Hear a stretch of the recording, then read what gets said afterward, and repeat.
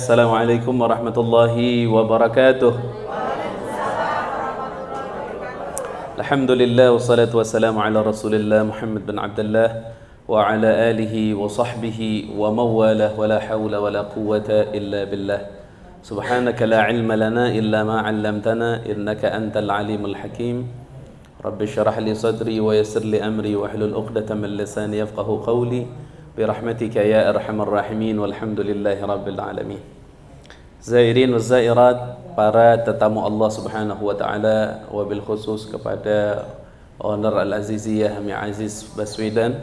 Mudah-mudahan Allah berikan sehat wal afiat, Allah berikan panjang umur, dan semua kita calon jamaah umrah mudah-mudahan semuanya ada dalam rahmat dan ridha dari Allah subhanahu wa ta'ala.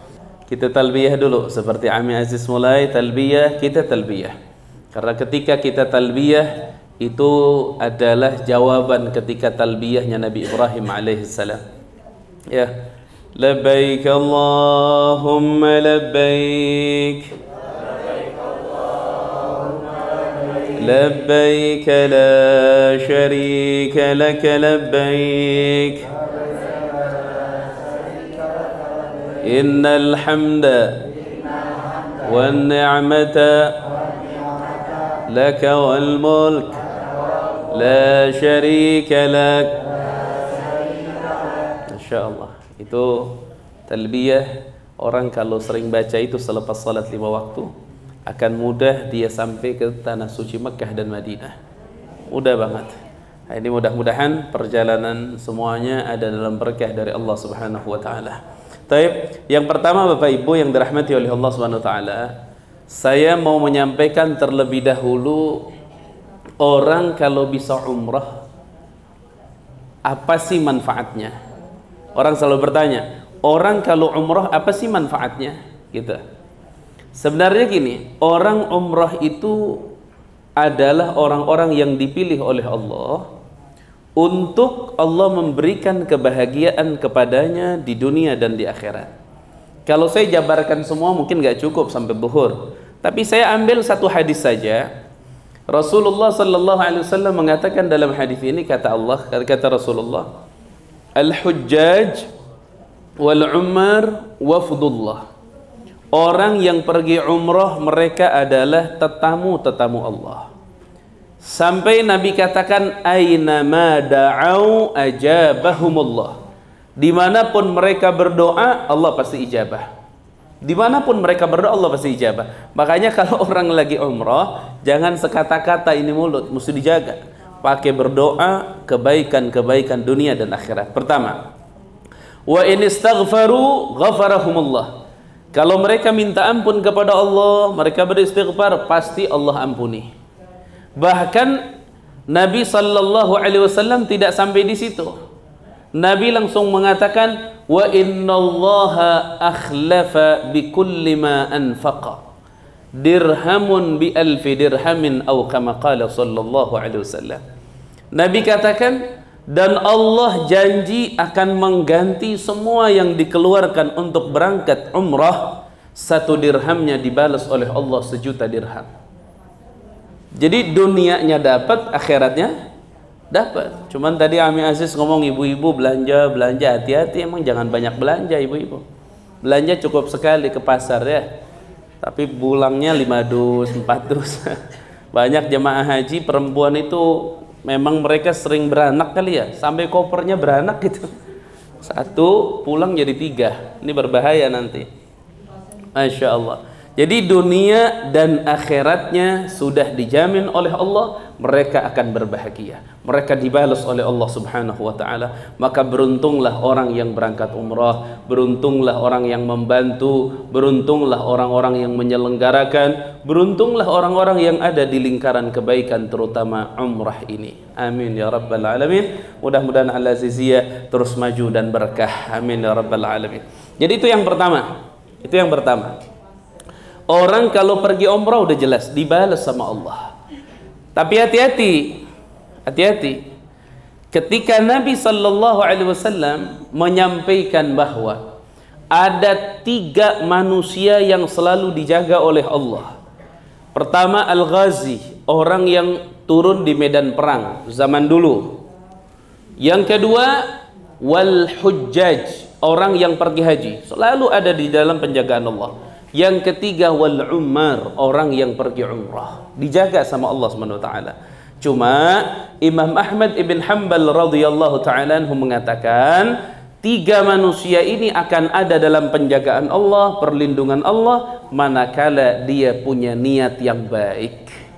Makanya mudah-mudahan semua ini harus betul-betul berangkat ke sana dengan niat-niat yang baik, agar kebaikan-kebaikan dunia dan akhirat didapatkan oleh kita setelah kita sampai ke Indonesia ini. Amin ya rabbal alamin.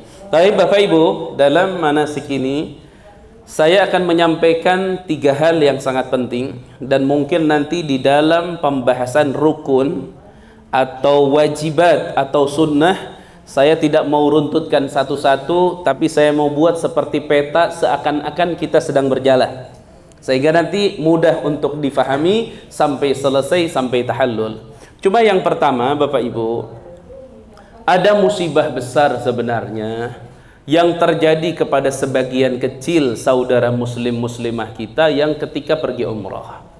Apa musibah kecil itu? Bagi segelintir itu atau sedikit itu, ada orang-orang yang mereka ketika di perjalanan itu tidak fokus dengan sholat, tidak peduli dengan sholat. Sampai ada orang subuh-subuh nggak pada sholat, padahal dia sedang nunggu di bandara. Alasannya apa? Capek, katanya nanti aja di rumah dah. Padahal kalau kita amati, kalau kita timbang-timbang sholat dengan umroh, udah jauh.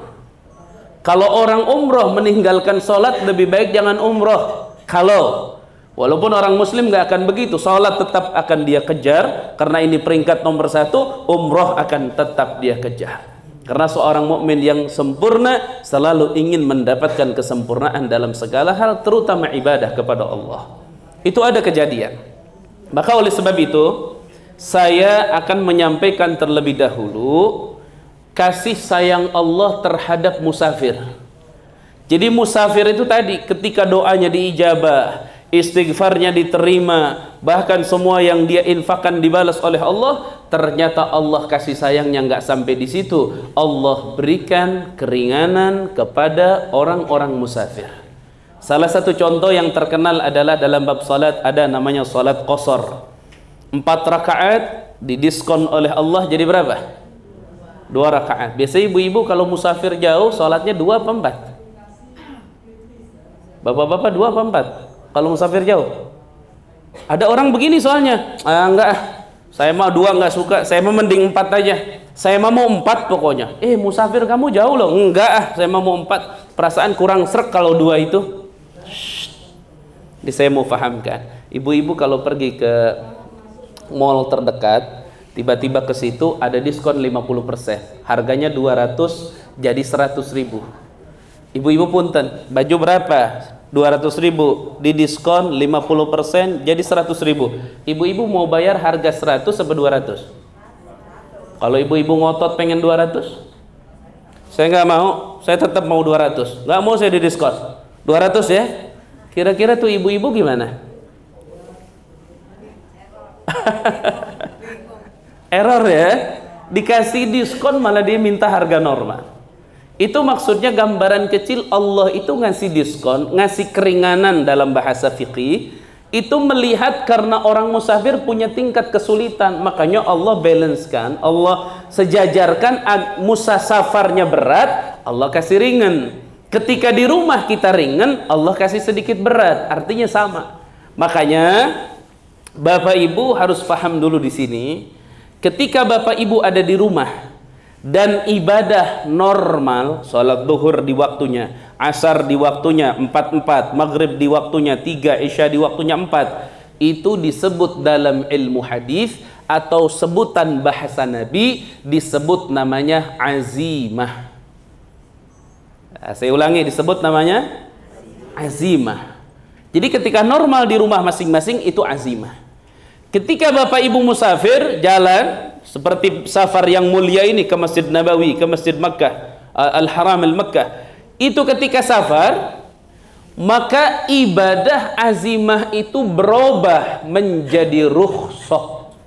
Rukhsah itu keringanan dari Allah. Makanya kan dalam Sahih Bukhari Nabi Muhammad mengatakan as-safaru qit'atun minan nar. Safar itu, perjalanan itu percikan dari api neraka. Maksudnya percikan dari api neraka apa? Ada berat, tidak bisa prediksi, waktu mungkin bisa maju, bisa mundur, akhirnya bisa acak-acakan, tidak seperti di rumah.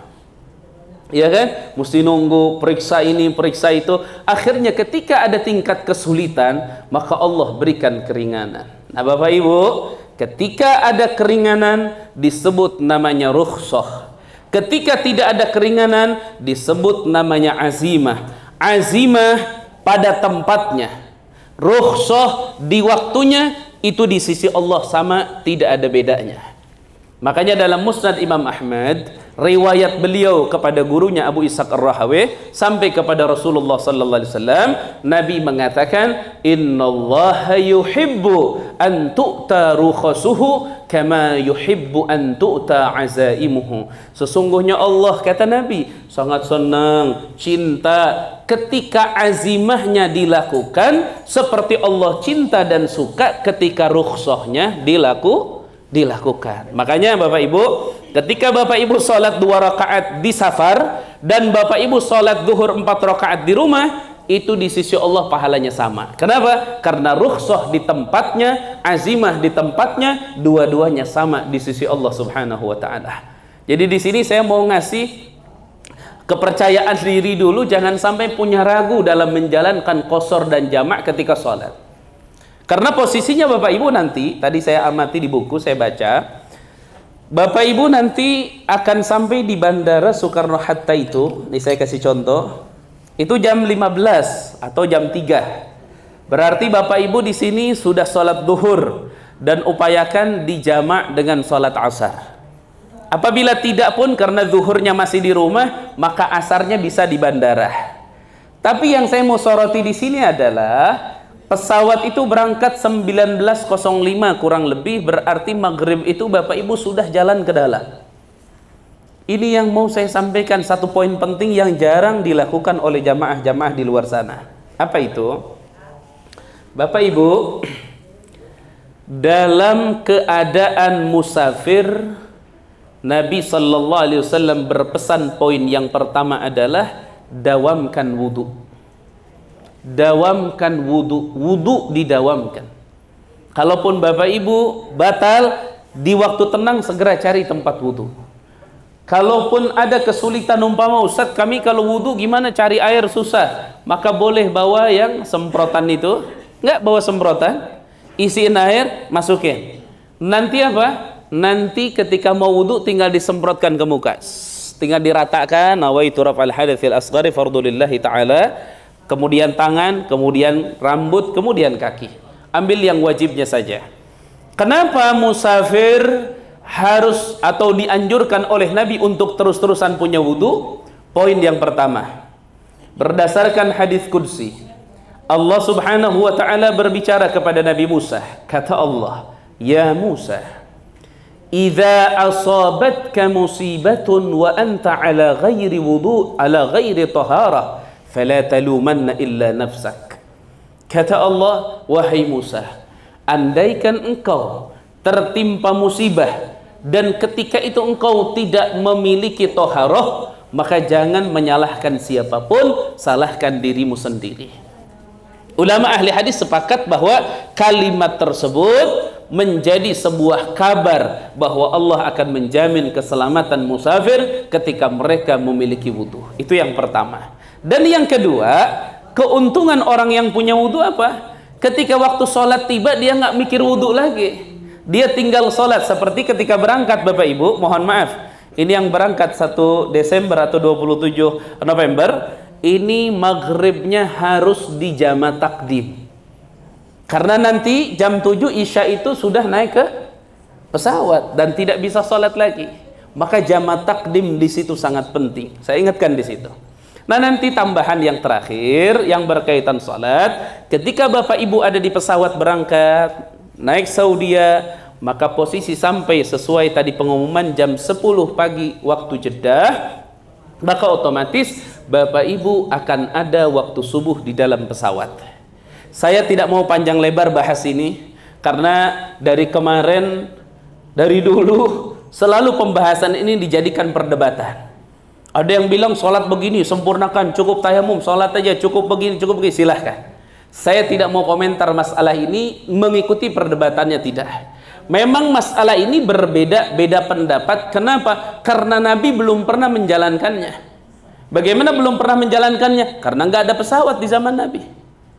Ada juga unta. Ketika Nabi naik unta dan Nabi mau sholat, unta diikat, Nabi turun kemudian sholat. Tidak ada cerita Nabi sholat fardu di atas kendaraan, tidak ada. Sholat sunnat di atas kendaraan dilakukan oleh Nabi. Tapi kalau sholat fardu tidak ada. Nah, makanya di situ Bapak Ibu yang paling berhati-hati. Hasil kajian kami, dan kami pun mengkaji dengan ulama-ulama yang Masya Allah terkemuka. Hasil kajiannya adalah ketika waktu sholat itu tiba di dalam pesawat, otomatis kan nggak mungkin pesawat bisa berhenti dulu di rest area atau di apa, kan nggak mungkin ya. Ada yang mau berhenti dulu Bapak Ibu? Nggak bisa. Maka Bapak Ibu sholatlah subuh tersebut di dalam pesawat untuk menghormati waktu, agar waktu tersebut datang tidak kosong daripada sholat. Namun ketika nanti sudah turun di darat, sudah aman, sudah nyaman, Bapak Ibu sholatlah subuh yang tadi dilaksanakan di pesawat karena tidak sempurna. Ini pendapat yang paling penuh dengan kehati-hatian dan tidak ada capek di dalamnya, karena dilaksanakan subuhnya ketika sudah sampai titik yang aman dan nyaman. Seperti ini Bapak Ibu. Kira-kira jelas apa enggak sampai ke pesawat itu? Adapun kalau selamatan, ada yang buat selamatan di rumahnya, silahkan. Itu mengamalkan hadis Abu Hurairah. Ketika Abu Hurairah datang ke Rasulullah, ya Rasulullah, saya mau safar. Apa wasiatmu atau nasihatmu untuk kami? Kata Nabi Muhammad, apabila engkau mau safar, agar engkau selamat, bersedekahlah sebelum safar. Artinya berbagilah sebelum safar. Kalau walimatus safar itu dilakukan setelah datang. Banyak orang Indonesia walimatus safar sebelum berangkat, bukan. Kalau sebelum berangkat bukan walimatus safar, tapi selamatan, doa selamat, minta sama Allah biar selamat, bersedekah ke tetangga, ngamalin hadis Abi Hurairah. Tapi kalau walimatus safar itu setelah sampai nanti. Setelah sampai nanti walimatus safar. Walimatus safarnya bagaimana? Bukan berarti walimatus safar bikin bingkisan apa, bukan. Ketika tetangga datang, Bapak Ibu bawa kurma, bawa zam-zam, bawa sedikit cemilan atau makanan, disuguhkan, itu sudah termasuk walimatus safar. Kira-kira jelas Bapak Ibu? Kemudian nanti sebelum safar, salat sunat safar, kemudian setelah sampai pun salat sunat safar. Ini dua poin yang sangat penting. Selebihnya itu Bapak Ibu nanti azan ketika berangkat dan lain-lain, monggo silahkan. Itu sudah sangat jelas dijabarkan oleh para guru-guru kita. Selanjutnya Bapak Ibu, kita sekarang bercerita sudah sampai Madinah ceritanya. Kita sekarang sudah sampai Madinah. Tadi owner kita Ami Ajiz Baswedan, beliau menyampaikan tempat-tempat bersejarah, di antaranya Masjid Nabawi, Masjid Kubah, kemudian yang paling inti di dalamnya ada Raudhah. Saya mau cerita sedikit Raudhah Bapak Ibu. Raudhah ini sebenarnya adalah tempat biasa saja, tanah seperti biasa saja. Namun Raudhah ini dicap oleh Allah, ditandai oleh Allah menjadi surganya di dunia. Jadi kalau orang bisa duduk di tempat itu, berarti dia pernah duduk di surga yang Allah ciptakan surga itu di dunia. Makanya Nabi SAW mengatakan, antara mimbarku dengan kamarku atau dengan kuburanku, itu adalah taman-tamannya surga. Tadi gambarnya ada nggak? Coba lihat gambar yang tadi Raudhah. Bang Taufik, Bapak Ibu lihat ya. Itu gambar Raudhah. Yang udah tahu udah jelas lah. Tapi yang belum silahkan. Cuma Bapak Ibu perhatikan. Itu Raudhah itu di tempat itu adalah tempat di mana Allah mengkhususkan, menspesialkan. Sekarang dengan dulu berbeda, tapi saya lebih bersyukur sekarang. Kenapa? Kalau dulu ada orang sampai nggak kebagian ke Raudhah karena berebut. Kalau sekarang orang semua pasti kebagian. Kenapa? Karena masuk harus pakai tasrih. Jadi ketika masuk kita rombongan, ada mana tasrihnya? Dilihat, walaupun tetap namanya penjaga manusia, ada waktu tertentu masuk ke situ nggak perlu pakai tasrih. Ini khusus bapak-bapak. Mungkin hari kedua seperti Ami Aji sampaikan, hari pertama harus bareng, tapi hari kedua, ketiga umpama di Mekah ada yang ingin ke Raudhah lagi, itu bisa masuk lagi. Kapan? Selesai makan siang jangan tidur, langsung balik ke Raudhah. Jam 2 panasnya luar biasa, orang sedikit masuk Raudhah, penjaganya pun banyak istirahat, kita masuk ke situ nggak pakai tasrih-tasrih. Ini saya tambahkan bocoran bagi yang mau untuk 2 kali dan 3 kali. Ketika jam 2:30 ke Raudhah, posisi Raudhah itu kosong sekali. Artinya kosong, tidak seperti biasanya ketika normal. Asar ke sana udah pasti penuh lagi. Wallahu a'lam bishawab. Ya. Kemudian Bapak Ibu, ketika kita sampai di Raudhah, ini ada titik penting. Di Raudhah itu jangan pernah Bapak Ibu meninggalkan kesempatan untuk berdoa kepada Allah. Cuman keadaannya kadang kalau lama itu diusir sama pengurus. Maka caranya biar nggak diusir, dan cara terbaik dalam berdoa itu posisikan doanya ketika sujud. Allah Subhanahu wa taala ngajarkan kepada Nabi, kata Nabi sallallahu alaihi wasallam apa? Kata Nabi sallallahu alaihi wasallam apa? Hambaku yang paling dekat denganku ketika dia sujud kepadaku. Kata Nabi, ketika dia sujud kepadaku, maka perbanyaklah membaca doa. Maka ketika sujud dan berdoa, askar nggak berani ngusir. Jadi bisa lama sujud. Di sisi lain itu ngobati yang punya darah tinggi, punya apa tuh, itu bisa sembuh tuh.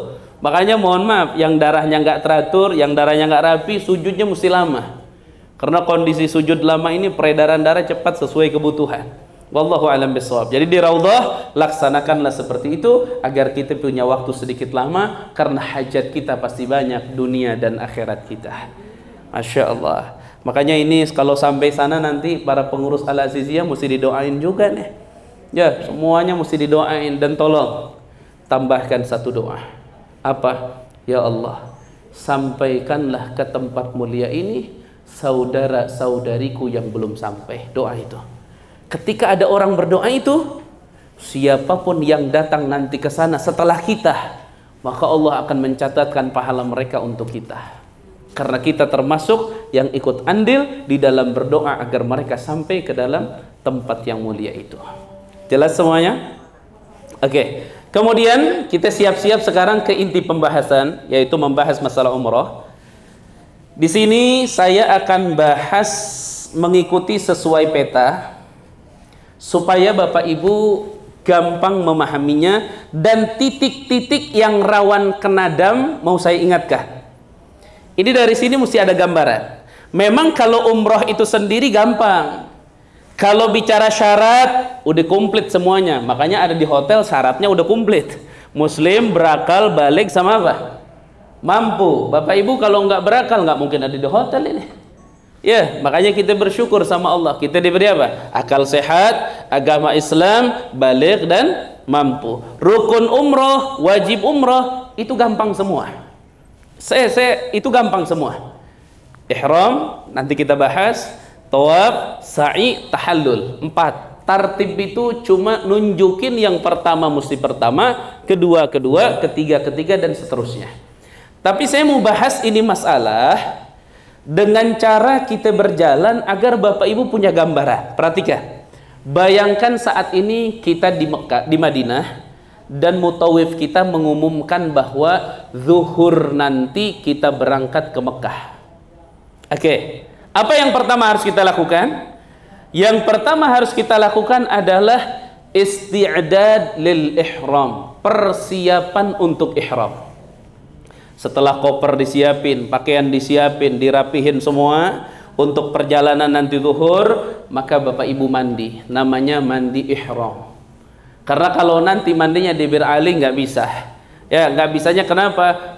Rame, kemudian waktunya kita dikejar mau ke Mekah. Intinya di hotel semuanya mandi sunat ihram.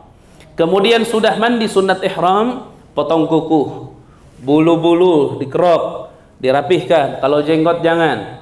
Kemudian setelah nanti sudah rapi, sudah semuanya, boleh pakai minyak wangi. Karena kita belum ihram, boleh pakai minyak wangi, semprotin.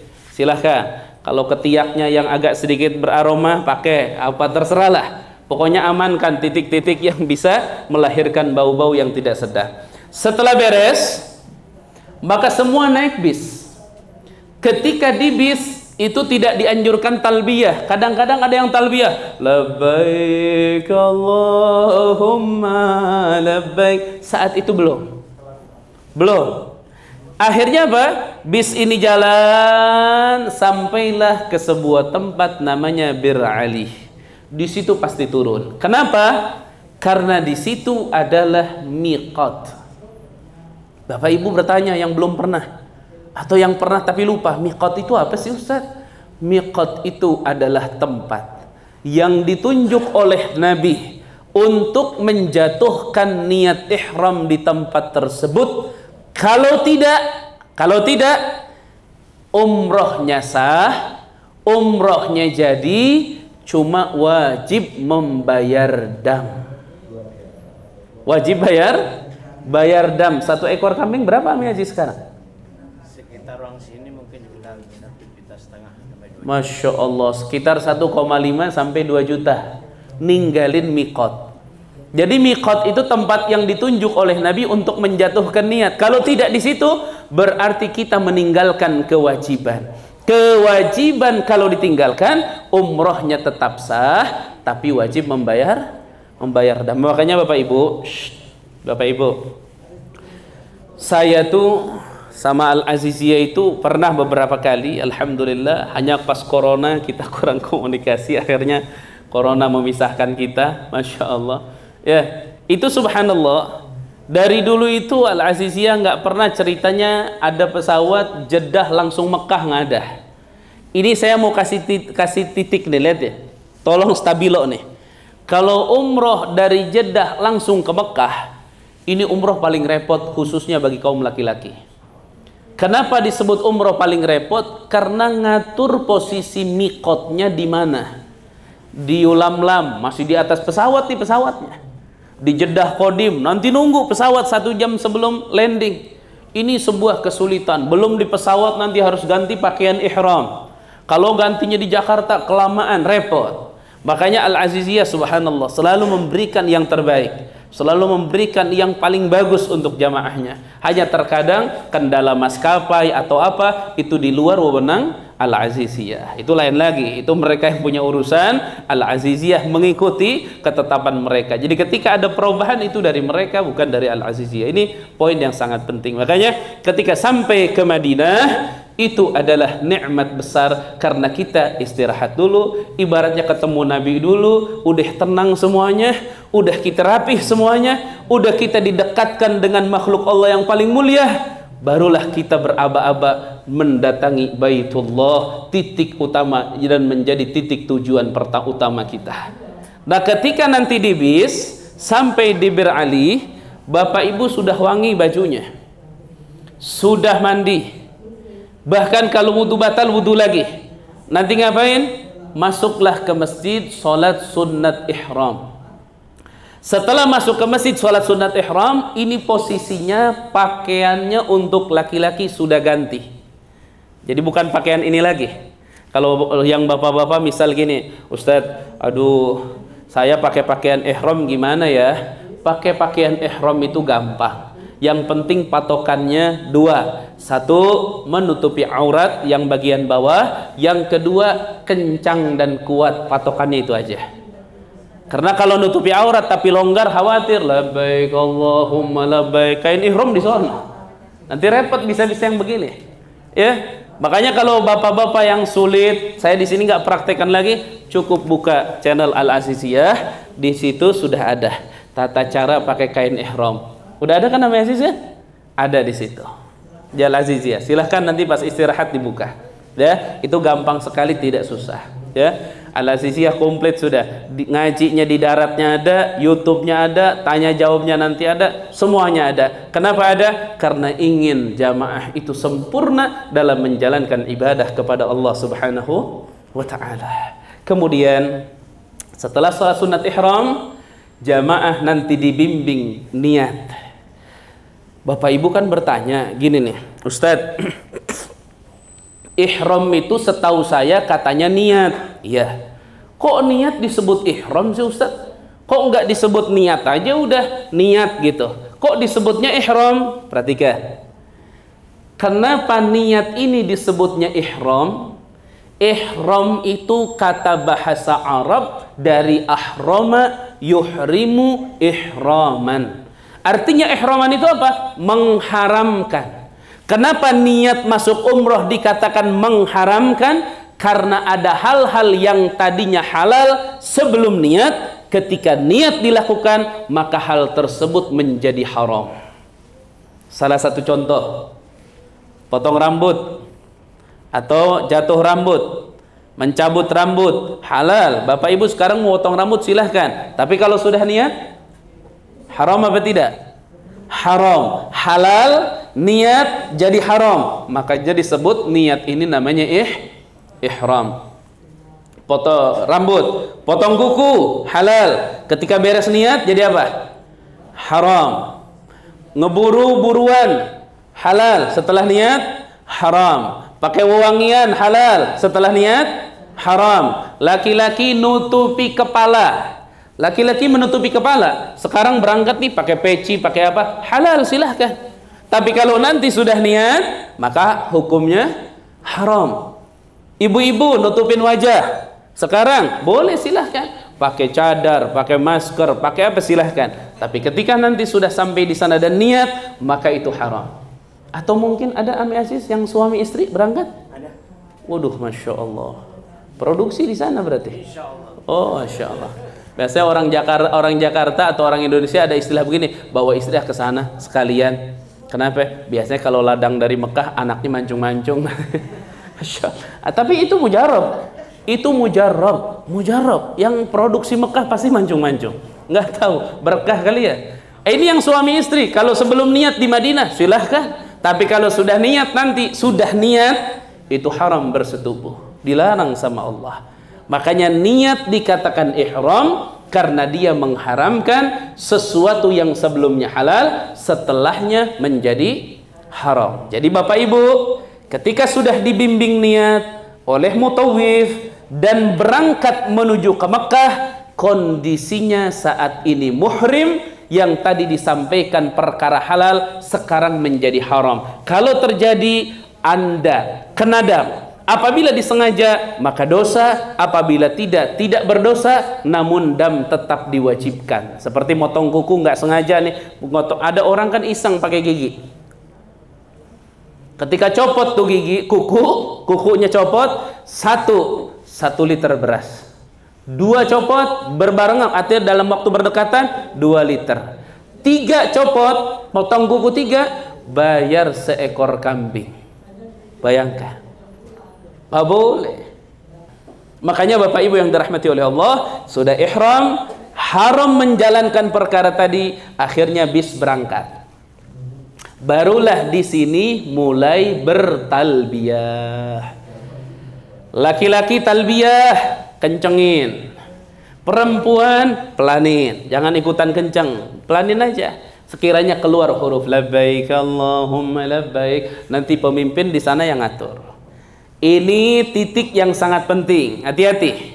Saya mau masuk ke titik warning yang sangat penting. Ketika bis sampai ke Mekah, ini banyak kejadian salah. Tadi Ami Aji sudah menjelaskan, sampai ke Mekah itu enggak langsung ke Masjidil Haram tawaf, enggak langsung sa'i, enggak, itu ke hotel dulu.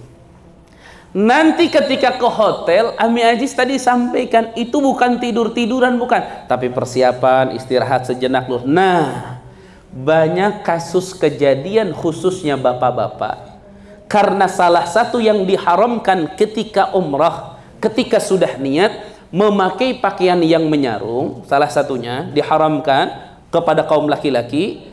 Itu terkadang mereka itu lupa, akhirnya masuk hotel, istirahat, mandi, pakai sarung, pakai gamis. Jam berapa umrah? Katanya jam 10, nyampe hotel jam 8. Ada 2 jam, itu kadang-kadang dipakai kelupaan. Pakai baju, pakai kaos, pakai sarung, ke WC, mandi, pakai sabun. Itu hati-hati. Itu hati-hati. Jadi di titik itu banyak kejadian jamaah umrah yang kelupaan ketika istirahat sejenak itu. Kita lanjut yang terakhir. Yang terakhir, ketika Bapak Ibu sudah istirahat di hotel, dengan tadi kehati-hatian jangan sampai bapak-bapak pakai pakaian nyarung karena kondisi ihram. Ini kedatangan pertama. Maka Bapak Ibu akan langsung menjalankan kesempurnaan umroh, berangkat ke Masjidil Haram.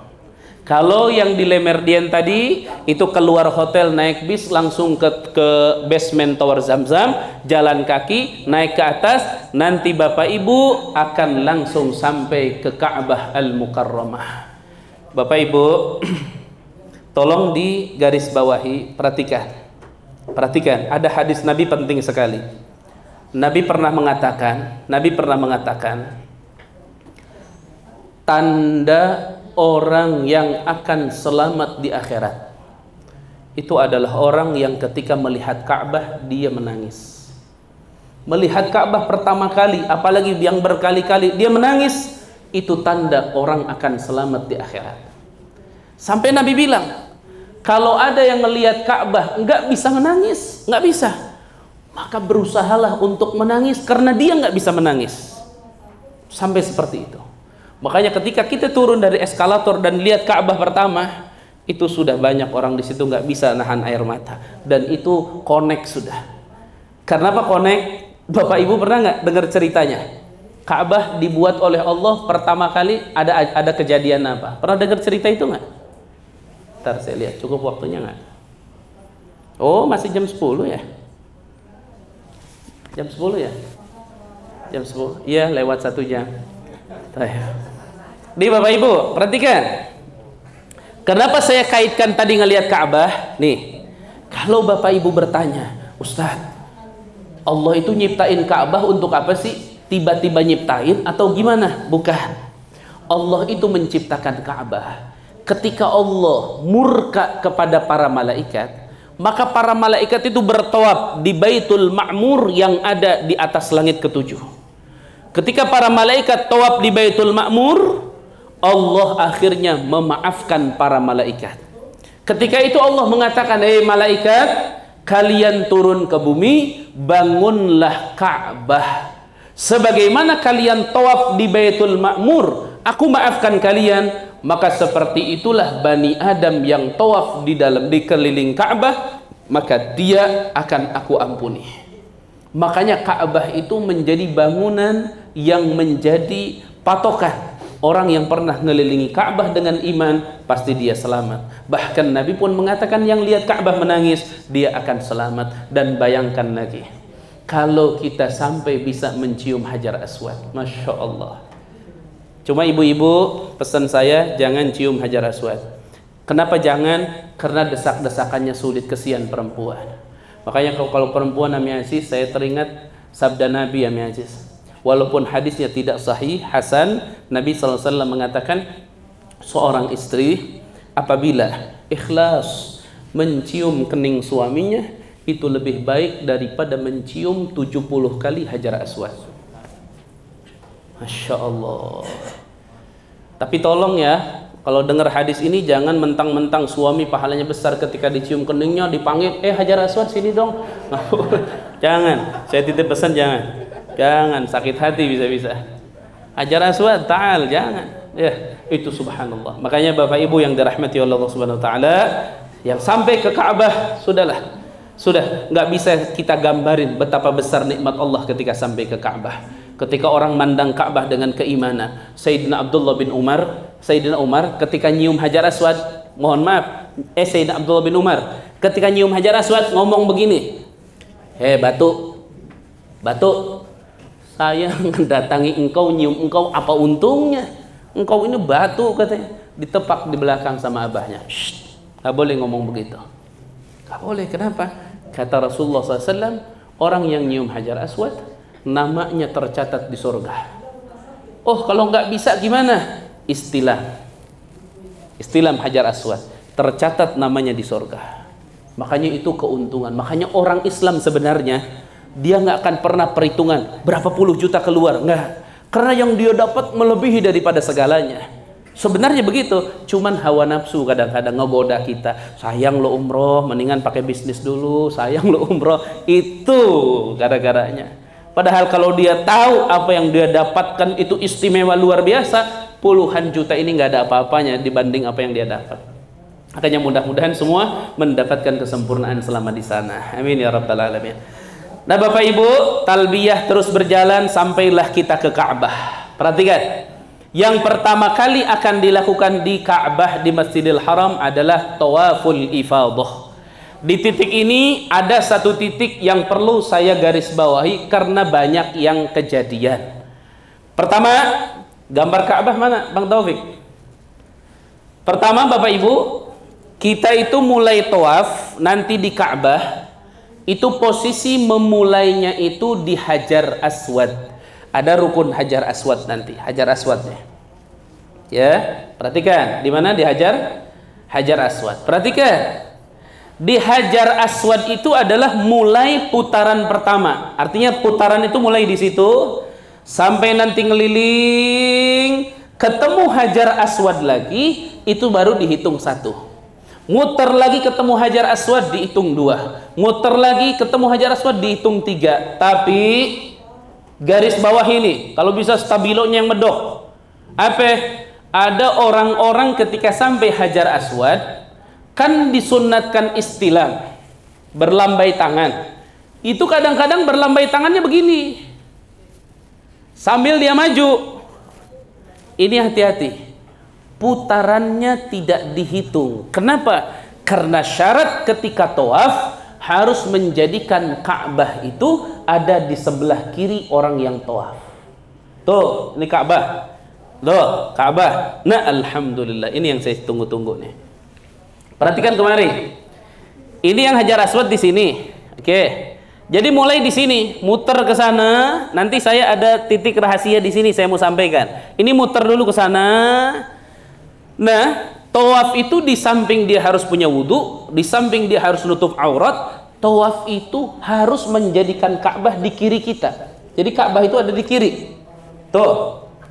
Labbaik Allahumma labbaik, di kiri. Makanya kalau umpama Bapak Ibu pas istilam di Hajar Aswad, itu kadang ada yang begini, ada yang begini, sambil di jalan. Allahu Akbar, Allahu Akbar, Allahu Akbar, walillahil hamd. Baru baca doa lagi sampai ini dihitungnya ini tidak sah putaran ini. Kenapa? Karena ada beberapa langkah dia jadikan Ka'bah di depan dadanya. Itu nggak boleh, harus begini. Makanya kalau istilam, ketika ibu-ibu muter nih, cukup tangan kalau bisa kepala. Allahu Akbar, Allahu Akbar, Allahu Akbar, walillahil hamd. Baca lagi doa. Jadi yang istilam itu tangan bukan dada. Ada orang gini nih, itu Hajar Aswad begini. Allahu Akbar, Allah, jangan. Karena yang begini tidak sah ini hitungan. Atau dibalik, ada yang begini. Ada. Yang mana? Yang istilamnya sambil pegang handphone. Ada. Labbaik Allahumma labbaik. Kita percaya, di sono nanti ngelihat. Ini begini. Labbaik Allahu Akbar, Allahu Akbar. Jadi biar kelihatan mukanya sama Hajar Aswadnya. Akhirnya di belakangin tuh Hajar Aswad. Sama putaran itu tidak sah. Makanya Bapak Ibu, saya titip pesan. Ketika ibadah sedang berlangsung, ini jangan dipakai-pakai. Tawaf sedang berlangsung, jangan. Kecuali nanti beres tawaf, kan sholat sunat tawaf 2 rakaat, kan berdoa bareng, beres tuh minum air zam-zam, beres mau foto sebentar silahkan, bagi yang mau. Tapi ketika ngelaksanain ibadahnya, stop itu semua, jangan. Nantinya khawatirnya tuh Hajar Aswad di situ begini. Alhamdulillah, la ilaha illallah. Ini ke situ. Ada yang tawaf sambil miss call keluarganya. Aku tawafin kamu ya di sana ya. Ini jangan. Kalau sudah beres, umpama mau untuk kenang-kenangan, silahkan, itu masing-masing. Tidak dilarang, tidak disuruh. Udah beres nih. Saya mau bikin video dulu sebentar ya. Oke. Assalamualaikum keluarga. Nih saya lagi di belakang Ka'bah nih. Ka'bah tuh ya, saya doain, silahkan. Itu tidak dilarang, tidak diperintahkan. Tapi ketika ibadah, jangan. Ini buang sudah. Setelah beres nanti tawaf 7 kali, Anda semuanya akan memiliki tempat yang tepat di belakang makam Ibrahim dan sholat 2 rakaat. Ini sholat sunnah. Setelah sholat berdoa menghadap Ka'bah. Setelah beres maka lanjutkan rukun selanjutnya, yaitu menjalankan sa'i. Di mana sa'i? Sa'i perjalanan 7 kali bainas Safa wal Marwah. Dari Safa ke mana? Ke Marwah. Ibu-ibu, Bu. Ibu-ibu ada di sini? Bu? Oh ada. Kirain nggak ada. Biasanya ibu-ibu tuh kelihatan ada suara, bukan muka, bukan suara. Ya. Baik, ibu-ibu, tolong ketika ibu-ibu nanti sa'i, di situ di hati ibu-ibu, sambil ibu jalan, minta sama Allah, Bu, doakan anak cucu ibu-ibu. Karena perjalanan Safa dan Marwah itu adalah perjalanan yang pertama kali dilakukan oleh seorang ibu yang bernama Hajar, istrinya Ibrahim. Jadi Hajar itu umiknya Nabi Ismail, itu naik ke Safa itu sebenarnya cari air untuk Ismail bayi ketika itu kehausan. Naik tuh ke Marwah sampai 7 kali dan diabadikan akhirnya di dalam manasik haji dan umrah. Makanya di situ kesempatan besar untuk kaum ibu-ibu berharap agar putra-putrinya soleh dan solehah. Nah, dari Safa sampai Marwah. Kalau di sini tidak seperti tawaf. Kalau tawaf itu harus punya wudhu, harus bersih, aurat tidak terbuka. Kalau ketika sa'i itu berbeda. Sa'i itu tidak seperti tawaf. Umpama ada ibu-ibu ketika sa'i nggak kuat buang gas, akhirnya kentut umpama, maka tidak wajib untuk berwudhu dulu. Selesaikan saja itu sa'i, karena tidak dianjurkan sa'i memiliki wudhu. Tuh lihatin, boleh tanpa wudhu, makan minum juga boleh. Boleh makan minum? Enggak, Bang Taufik boleh makan minum? Boleh Bang Taufik, masa nggak boleh? Boleh, tapi duduk dulu, jangan sampai jangan. Orang lagi sa'i, duduk dulu. Karena di tempat sa'i itu air zam-zam banyak di pinggir, itu banyak sekali air zam-zam. Bawa makanan boleh, boleh. Di hotel bawa makanan, takut nanti lapar tempat sa'i, boleh. Tapi makannya pakai adab. Izin dulu, Anda istirahat dulu, mau makan dulu, ya. Mau bungkus nasi padang atau apa, silahkan. Masya Allah. Oke. Kemudian yang terakhir setelah beres sa'i, yang terakhir setelah beres sa'i, beres nih kita nih. Apaan yang terakhir? Tahallul. Tuh, ada fotonya. Lihatin. Tahallul untuk kaum laki-laki itu dianjurkan dibotak. Kaum laki-laki. Bang, botak nanti ya? Kok tersenyum? Dibotak. Perhatikan dulu. Perhatikan dulu. Ustadz, saya kalau dibotak pulang, aduh malu Ustadz saya, Ustadz. Malu saya kalau dibotak. Caranya biar nggak malu, pergi ke sana umroh pertama botaknya. Jadi ketika pulang dia sudah tumbuh lagi. Sudah tumbuh lagi. Saya baru bulan kemarin dibotak udah panjang lagi. 2 bulan, udah panjang lagi. Ini udah dicukur lagi Jumat kemarin. Artinya dibotak itu penting bagi kaum laki-laki. Kenapa dibotak penting? Rasul sallallahu alaihi wasallam ketika tahallul, Nabi mengangkatkan tangan. Kata Nabi apa? Allahumma arhamil muhalliqin. Ya Allah, rahmati orang-orang yang dibotak. Itu yang dicukur pada ngomong, ya Rasulullah, kami yang dicukur gimana? Kata Nabi, ya Allah, rahmati orang-orang yang dibotak. Yang dicukur ngomong lagi, Nabi, ini kami dicukur gimana? Ya Allah, rahmati orang-orang yang dibotak. Yang dicukur ngomong lagi, Nabi, kami gimana? Sama yang dicukur. Tuh. Jadi yang dicukur doanya cuma sama yang dicukur gitu doang. Tapi yang dibotak, Allahumma arhamil muhalliqin. Tapi ini botak khusus bagi kaum laki-laki. Makanya Habib ini ke sana botak di sana biar maksimal. Kalau umpama Ustadz saya enggak, saya dicukur aja karena bla bla bla, ada alasan tertentu, monggo silahkan, itu hak masing-masing. Hanya syariat menganjurkan botaklah agar sempurna menjalankan umrahnya sesuai yang dianjurkan, diajarkan, dicontohkan langsung oleh Nabi Muhammad sallallahu alaihi wasallam. Ya, nanti dibotak bisa di hotel 24 jam, 15 real 2 kepala. 15 real 2 kepala botak. Jangan ditawar, jangan. Kalau ditawar 1 real dibotak dari sini nanti. Jangan ditawar. Udah 15 saja. Ibu-ibu nanti bagaimana? Tuh ada gambar. Itu gambar suaminya ya. Itu suaminya gambarnya. Itu suaminya cukur. Kalau enggak buat suami temennya. Pakai gunting cukup dipotong. Minimal 3 lembar. Minimal. Tapi kalau mau agak banyak dikit nggak apa-apa. Potong. Setelah beres tahallul, berdoalah bersama di tempat tahallul itu, di mana dapatnya nanti sesuai keadaan. Beres, maka berarti umrohnya sudah selesai. Gampang nggak tuh umroh? Berarti beres dari sini, pulanglah lagi ke hotel, istirahat di hotel. Ada yang langsung subuhan di situ istirahat sampai subuh ada. Intinya masing-masing sampailah istirahat, makan, istirahat.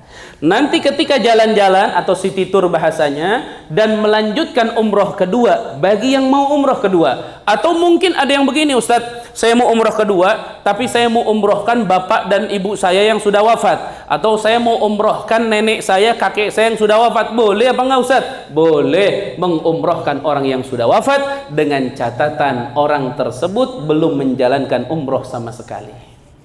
Belum. Nanti umroh yang kedua itu dilaksanakan tetap sama seperti yang barusan, hanya perbedaannya tempat miqatnya yang tadinya di Bir Ali berubah jadi salah satu di tempat yang 3, Tan'im, Ji'ranah, Hudaybiyah. Itu sesuai manajemen nanti menentukan di mana. Intinya umrah kedua itu tempat atau posisinya sudah di Mekah, tidak kembali ke Bir Ali. Nanti setelah miqat kembali ke Mekah, sama seperti perjalanan tadi sampai ke dicukur di sini.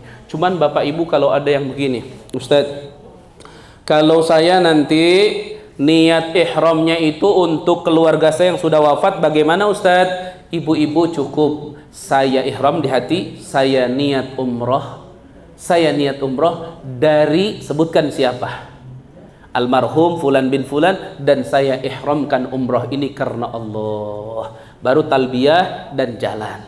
Itu boleh, silahkan. Seperti haji badal, berarti umroh pun ada badal umroh. Cuma nanti ketika mau dijalankan dan kelupaan, bisa ditanyakan kepada tour leader. Cuman kalau bapak-bapak bertanya gini, Ustadz, saya pernah dengar cerita Nabi Muhammad katanya umroh cuma sekali. Saya boleh nggak umroh 2 kali? Bapak Ibu, Nabi Muhammad umroh 1 kali betul, tapi itu ketika haji wada. Ketika haji wada umroh sekali, tapi sebelumnya terutama Nabi ketika di Mekah menjalankan perihal manasik, tapi tidak disebut umroh, karena umroh dan haji diwajibkan tahun kedua. Tapi Bapak Ibu melihat sahabat, ada sahabat Nabi namanya Abdullah bin Abbas. Abdullah bin Abbas itu umroh selama hidupnya 1000 kali. Abdullah bin Abbas umroh selama hidupnya 1000 kali. Sedangkan umroh dan haji mengikuti syariat Islam, kita bicara syariat Islam, itu diwajibkannya tahun keberapa? Tahun ke-9, ke-8, di akhir. Tahun ke-6, mohon maaf. Tahun ke-6 menjalankan haji dan umroh. Berarti dalam durasi berapa tahun tuh? Nah di situ maksudnya saya mau nyampaikan, orang yang umroh pertama kali, dia telah menggugurkan kewajibannya. Ketika dia umroh kedua kali untuk dirinya, maka dia telah menghutangkan ke Allah, seakan-akan Allah punya hutang sama dia yang dia tagih nanti di akhirat. Dan ketika umrah ketiga atau keempat, itu Allah haramkan jasadnya ke dalam neraka. Ini hadis sebenarnya tekstualnya untuk haji. Nabi SAW mengatakan dalam hadisnya, man hajja marratan wahidah faqad adda fardah. Barang siapa yang haji 1 kali, dia telah menjalankan fardunya. Barang siapa yang haji 2 kali, dia telah menghutangkan ke Allah. Barang siapa haji 3 kali, dia diharamkan jasadnya, bulunya, rambutnya, semua tubuhnya masuk ke dalam neraka. Allah haramkan 3 kali. Keempat apalagi? Nah ini disamakan haji dengan umroh. Umroh pun sama. Makanya ketika orang-orang sampai sana, mereka kehausan, akhirnya mereka beribadah umrah. Walaupun saya tidak menyalahkan, ada sebagian saudara kita mengatakan bahwa umrah cukup 1 kali saja. Monggo silahkan, perbedaan pendapat itu indah, bukan untuk permusuhan, apalagi untuk saling mencaci maki. Selama apa yang dikatakan berdasarkan syariat dan dalilnya jelas, silahkan laksanakan. Kira-kira jelas apa enggak? Jelas apa enggak? Kenapa? Karena di Mekah nanti Bapak Ibu akan ketemu dengan orang-orang yang berbeda pendapat. Jangan pernah dilawan, karena Mekah bukan tempat berdebat, tempat kita menjalankan ibadah. Dulu Luqman Al-Hakim, saya akhiri manasik ini dengan cerita Luqman Al-Hakim sedikit. Luqman Al-Hakim pernah bawa anaknya. Akhirnya berangkat di tempat rame. Luqman Al-Hakim nepuk punggung seorang laki-laki di pasar. Ditepuk, gimana sih orang kalau sok kenal kan gitu? Tepuk. Plok. Itu langsung orang Malik begini. Sama Luqman Al-Hakim ngomong apa? Sok kenal, kamu keledai ya? Ngomongnya sambil nada nggak sopan. Kamu keledai bukan? Gitu. Artinya nggak sopan, tepak-tepuk. Apa kata Luqman Al-Hakim? Lah, saya bukan keledai. La, saya bukan keledai. Akhirnya jalan. Anaknya ngomong sama bapaknya, Luqman, abah tadi diejek keledai, diomongin keledai, kok nggak ngelawan sih? Cuman ngomong tidak. Kata bapaknya, saya kan bukan keledai. Iya, ya saya ngomong tidak, bapak ngomong tidak, apa salahnya? Iya, tapi kan bapak diomongin begitu, masa takut sih sama orang pasar?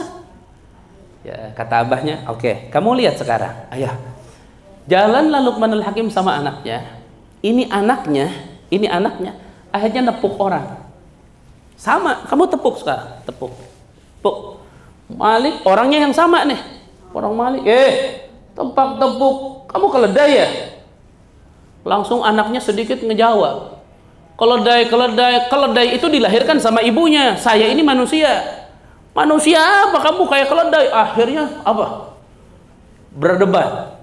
Akhirnya orang karena di pasar ngelihat langsung, keledai, ribut kamu. Tuh. Akhirnya 2 orang yang sedang ribut, kamu yang keledai. Akhirnya masuk keledai satu lagi tuh. Artinya ribut bertiga. Ketika ribut bertiga, ada orang jauh-jauh datang. Syut min aqsal Madinah. Dia ngomongnya lembut. Ya benar Adam. Hei anak-anak Adam, kalian jangan ribut, malu tuh sama anak Adam yang lain. Kata yang 3 lagi panasnya, anak Adam, keledai lo. Itu yang itu nggak terima, lo yang keledai. Masuk lagi keledai jadi berempat. Perhatikan, akhirnya ribut besar. Sampai ada yang nonjok istilah ribut besar. Ini abahnya Luqman Al-Hakim langsung nyamperin anaknya di keributan besar, ditarik anaknya, serut dari belakang. Tahu Bapak Ibu, anaknya ini diomongin sama Luqman Al-Hakim begini, ya bunayya, ala tara anna kalimatu la khairun min hadzal bala. Kata Luqman Al-Hakim, hei anakku, sesungguhnya ngomong bukan, ngomong tidak itu lebih baik daripada terjadi bala seperti ini. Artinya ribut. Artinya Luqman Al-Hakim ketika datang diajak berdebat begitu, cukup ngomong bukan, akhirnya ditinggalin. Nah itu pun sama, ketika ada perbedaan misalnya pendapat, jangan dilawan. Oh umrah cukup sekali, yang ini enggak, boleh 2 kali. Bukan, enggak usah dilawan, enggak usah berdebat. Yang punya dalil itu silahkan, yang punya dalil ini silahkan. Mekah tempatnya untuk kita mengamalkan, bukan memperdebatkan. Kira-kira jelas?